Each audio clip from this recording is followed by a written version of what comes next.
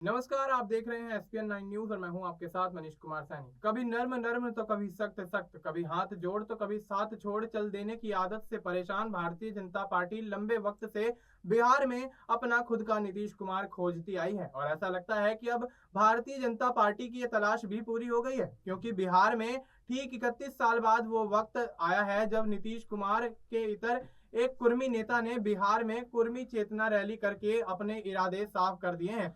आखिर कौन है वो नेता, आखिर बीजेपी से उसका क्या संबंध है, और क्या अगर मौका आया तो भारतीय जनता पार्टी का केंद्रीय नेतृत्व उस नेता में अपने नीतीश कुमार की छवि खोज पाएगा। आखिर क्या है बिहार में बदलते राजनीतिक समीकरण की पूरी कहानी। ठीक 31 साल पहले की बात है। साल था 1994। यही फरवरी का महीना था। बिहार में कुर्मी और कोयरी समुदाय के लोगों ने मिलकर एक रैली का आयोजन किया था। नाम दिया गया कुर्मी चेतना रैली। ये रैली आयोजित हुई पटना के ऐतिहासिक गांधी मैदान में। तब लालू यादव और नीतीश कुमार की दोस्ती टूट चुकी थी। लालू यादव बिहार के मुख्यमंत्री थे और नीतीश कुमार महज एक सांसद थे। फिर भी दोनों एक ही पार्टी में थे, जिसके अध्यक्ष थे लालू प्रसाद यादव। लालू यादव ने नीतीश कुमार को भी संदेशा भिजवाया था कि रैली उनकी सरकार के खिलाफ एक षड्यंत्र है, और अगर नीतीश कुमार इस रैली में शामिल होते हैं तो इसे बगावत के तौर पर देखा जाएगा। नीतीश कुमार ने कुछ जवाब नहीं दिया, रैली का इंतजार करते रहे। ठीक वक्त पर रैली शुरू भी हो गई। नीतीश कुमार ऊहापोह की स्थिति में दिखाई दे रहे थे, जाएं कि ना जाएं। दोस्त के घर डाइनिंग टेबल पर बैठकर वक्त गुजार रहे थे। भाषण का शोर उनके कानों तक भी पहुंच रहा था। दोस्त इसरार कर रहे थे कि जाओ, ऐसा मौका फिर नहीं मिलेगा। नीतीश ने सोचने का वक्त लिया। दोपहर के करीब 3 बजे दोस्त के घर का दरवाजा खोलकर बाहर आए और पहुंच गए उस चेतना रैली के मंच पर, जहां भीड़ उन्हीं का इंतजार कर रही थी। नीतीश कुमार के मन का संदेह खत्म हो चुका था। शको सुबह की कोई गुंजाइश नहीं नजर आ रही थी। मंच से साफ शब्दों में बोले, भीख नहीं हिस्सेदारी चाहिए। जो सरकार हमारे हितों को नजरअंदाज करती है वो सरकार सत्ता में नहीं रह सकती है। नीतीश कुमार ने यह बात अपने लोगों से कही थी, जिसे पहुंचना लालू यादव तक था।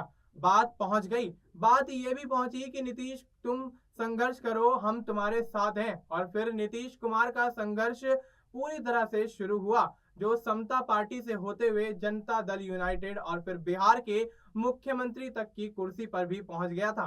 नीतीश कुमार अब भी उस कुर्सी पर बैठे हुए हैं। 2005 से शुरू हुआ ये सफर चंद महीनों को छोड़ दें तो बदस्तूर यूं ही जारी रहा है। और इसकी वजह से जितनी परेशान विपक्ष की आरजेडी है, उतनी ही परेशान बीजेपी भी, क्योंकि नीतीश कुमार तो उस कुर्सी पर बैठे ही रहते हैं। बस गठबंधन बदलते हैं तो आरजेडी सत्ता में आ जाती है और बीजेपी विपक्ष में पहुंच जाती है। फिर गठबंधन बदलते हैं तो आरजेडी विपक्ष में आ जाती है और भारतीय जनता पार्टी सत्ता के अंदर आ जाती है। इस बदलाव को रोकने के लिए भारतीय जनता पार्टी काफी दिनों से जद्दोजहद करती हुई नजर आ रही थी और इस बात को लेकर काफी ज्यादा परेशान है, और उसे तलाश है अपने खुद के नीतीश कुमार की, जिस पर बीजेपी भरोसा कर सके। और इसी भरोसे को जुटाने की कोशिश में है बिहार बीजेपी के नेता और अमनौर विधायक कृष्ण कुमार मंटू पटेल, जिन्होंने नीतीश कुमार की कुर्मी एकता रैली के ठीक 31 साल बाद एक और कुर्मी एकता रैली की। हालांकि रैली के बैनर पोस्टर पर भी नीतीश कुमार ही मौजूद थे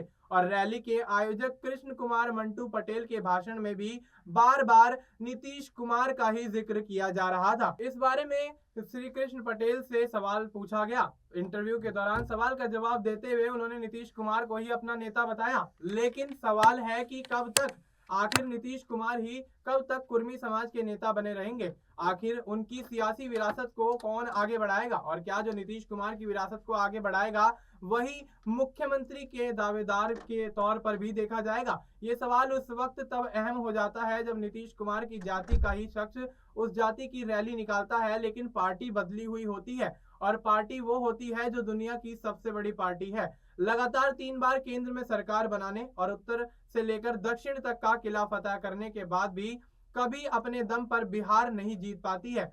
जाहिर है कि बात भारतीय जनता पार्टी की जा रही है, जिसके कई नेता नीतीश कुमार के नेतृत्व पर लगातार सवालिया निशान खड़े करते आए हैं। तो क्या कृष्ण कुमार पटेल की ये कुर्मी यात्रा उसी सवाल का जवाब है, जिसमें कृष्ण सीधे तौर पर नीतीश कुमार के उत्तराधिकारी या कहिए कि कुर्मी समाज के नेता बनने की ओर अग्रसर होते हुए नजर आ रहे हैं और इस दिशा में अपना पहला बड़ा कदम उठा चुके हैं, जिसे भारतीय जनता पार्टी का आला कमान वरदस्त हासिल है।